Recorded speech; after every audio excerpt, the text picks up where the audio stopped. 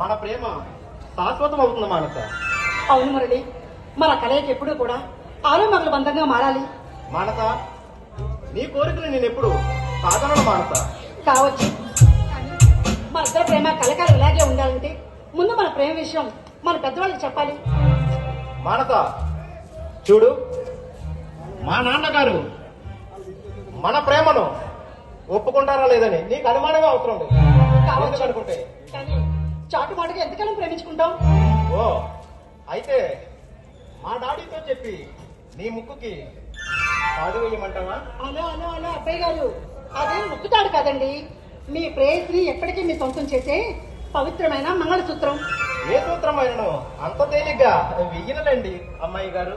మురళి, మరి కట్నాలు కానుకలు మాట్లాడుకోవాలి కదా, ఏమిస్తారో చెప్పండి అమ్మాయి గారు. ఏం కావాలో కోరుకోండి అబ్బాయి గారు. అంటే ఏమి కోరుకున్నా ఇస్తారన్నమాట అమ్మాయి గారు.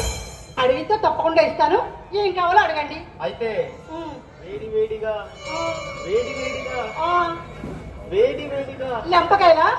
కాదు మానస, వేడి వేడిగా వద్దులు కావాలి. అబ్బో, అంత కట్నం అయితే నేను ఇచ్చుకోలేనండి అబ్బాయి గారు.